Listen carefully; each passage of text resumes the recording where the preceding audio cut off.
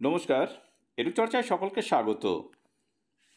আমার হাতে একটি কোর্ট অর্ডার এসেছে, যে কোর্ট অর্ডারে বলা রয়েছে যে যারা এসএসকেএমএসকের শিক্ষক ইপিএফ পাওয়ার জন্য ডিসিএফ ফর্ম ফিল আপ করেছিলেন, অর্থাৎ data capture format fill up করেছিলেন, তাদের মধ্যে কেউ কেউ হাইকোর্টে আপিল করেছিলেন যে আমরা ইপিএফ চাই না, আমাদের 65 ফেরত দেওয়া হোক। তো এর আগে এই নিয়ে আমি একটা ভিডিও করেছিলাম, তখনই বলেছি যে 19 জন শিক্ষক কিন্তু এই আবেদন করেছিলেন। তারা গত 6/2/2025 কিন্তু এই অর্ডার পেয়েছেন এবং সেই অর্ডার মোতাবেক তারা কিন্তু ফিরে যেতে পারছেন 65-তে। ফলে 60 তাদের আর থাকবে না, তারা ফিরে যাবেন 65-তে এবং তারা ইপিএফের সুবিধাও গ্রহণ করবেন না, অর্থাৎ পার্শ্ব শিক্ষকদের যে সুবিধা পাওয়া যায় সেটি আর গ্রহণ করবেন না।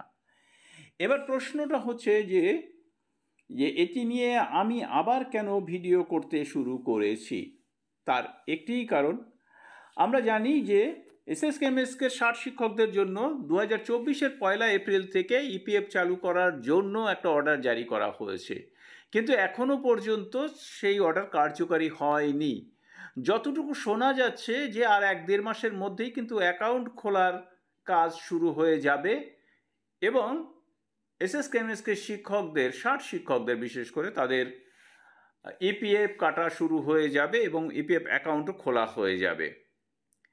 এর পরিপ্রেক্ষিতে কয়েকটি প্রশ্ন উঠে এসছে, সেটি হচ্ছে এই যে সমস্ত শিক্ষকের 10 বছর পেনশন ফান্ডে টাকা কাটা হবে না, তারা কিন্তু পেনশনের আওতায় আসতে পারবেন না, তাদের ইপিএফ কাটা হবে।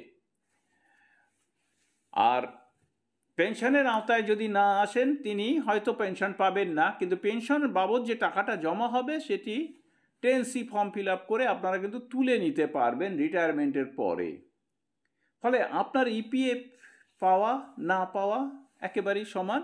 আপনি 5 বছরের কাজ ছেড়ে দিয়ে আপনি মাসে মাসে হয়তো 1000 সামথিং কিছু টাকা বা 1500 টাকার মতো আপনি সরকারের কাছ থেকে পাবেন।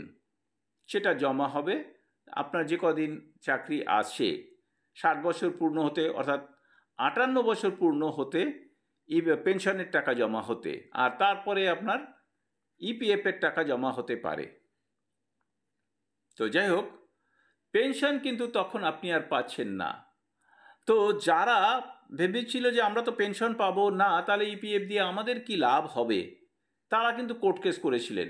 আর যেহেতু ডিসিএফ ফর্ম ফিল আপ করেছিলেন, তাই সেই সময় এই কেসটি সঠিকভাবে তোলা যায়নি বলে এর পরে তোলা হয়েছে এবং মাননীয় হাইকোর্ট তাদেরকে 65-তে ফেরার একটা অর্ডার দিয়ে দিয়েছেন, এই কারণেই যে তারা যদি ইপিএফ পায়ও তাহলে তারা পেনশনের আওতায় আসবেন না, তাই তাদেরকে ফেরত দেওয়া হলো। তো এখানেই প্রশ্নটা উঠছে যে যারা পেনশনের আওতায় আসবেন না, তারা যদি পার্শ্ব শিক্ষকের মর্যাদা ছেড়ে দিয়ে 65-তে ফিরে যেতে চান, তাহলে যতক্ষণ পর্যন্ত না এই ইপিএফ চালু হচ্ছে ততক্ষণ কিন্তু ফিরতে পারবেন। একবার যদি অ্যাকাউন্ট খোলা হয়ে যায় তাহলে কিন্তু ইপিএফের আর ক্যান্সেল করার কোনো সুযোগ থাকবে না। ফলে এই মুহূর্তে আমি আপনাদেরকে এই যে দেখছেন কোর্ট অর্ডারের যে কপি এখানে দেখাচ্ছি, যে সেখানে পরিষ্কার বলা রয়েছে যে ইপিএফের জন্য এই যে ডিসিএফ ফর্ম ফিল আপ করার পরেও তারা কিন্তু ফিরে যেতে পারছেন 65 অপশনে। এখন যারা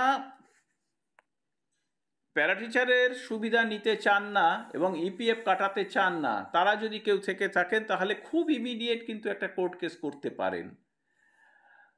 এই কেসটি করেছেন বিধান বিশ্বাসের তত্ত্বাবধানে, সঙ্গে অবশ্যই সিনিয়র কেউ ছিলেন। তো সেই বিধান বিশ্বাসের সঙ্গে আপনারা যোগাযোগ করতে পারেন। ফোন নাম্বার চাইলে আমি দিয়ে দিচ্ছি 9088815333। এই নাম্বারে আপনারা যোগাযোগ করতে পারেন। আমি নাম্বারটা কেন দিয়ে দিলাম, তার একটি কারণ যে ভিডিও প্রকাশ হওয়ার পর অনেকেই কমেন্ট বক্সে কমেন্ট করে জানতে চান যে উকিলবাবুর ফোন নাম্বার পাওয়া যাবে কি, তা সেই জন্যই আমি নাম্বারটি বলে দিলাম। তো যাই হোক, যদি কেউ মনে করেন যে না ইপিএফ নিয়ে আমার কোনো লাভ নেই, আমি 5 বছর আর চাকরি করতে চাই, তাহলে কিন্তু আপনারা ফিরতে পারেন এবং খুব দ্রুত, আশা করছি 1-1.5 মাসের মধ্যে কিন্তু ইপিএফের অ্যাকাউন্ট খোলা হয়ে যাবে। একবার অ্যাকাউন্ট খোলা হয়ে গেলে কিন্তু আর কোনোভাবেই আপনারা ফিরতে পারবেন না। এই প্রসঙ্গে বিধানবাবু কি বললেন সেটি আপনাদের সামনে এখন তুলে ধরছি। এবার যদি ধরুন ইপিএফ অ্যাকাউন্ট যদি একবার তৈরি হয়ে যায়, বা টিচারের বেতন থেকে ইপিএফ অ্যাকাউন্ট তৈরি হওয়ার পর যদি টিচারের বেতন থেকে যদি ইপিএফ কেটে নেয়, তাহলে কিন্তু আর পরশুটিতে ফিরে যাওয়ার সুযোগ এই কারণে নেই, তখন সরকার পরিষ্কার বলবে যে আমার হাতে আর কিছু থাকলো না বা আমার হাতে কিছু নেই। আর ইপিএফ বিষয়টা কিন্তু পুরোপুরি কিন্তু সেন্ট্রাল গভর্নমেন্টের স্কিম। এটা এখানে শুধু রাজ্য সরকারের কাজ হলো রাজ্য সরকার তার নিজের টাকাটুকু দেবে এবং টিচারের যে বেতন, সেই বেতন থেকে টাকাগুলো নিজে ওই যতটুকু টাকা কাটার সে টাকাটা কেটে নিয়ে ওরা ইপিএফ অ্যাকাউন্টে জমা করে দেবে। যাই হোক, বিধানবাবুর বক্তব্য শুনলেন, সকলকে ধন্যবাদ জানিয়ে শেষ করছি। ভালো থাকবেন, সুস্থ থাকবেন।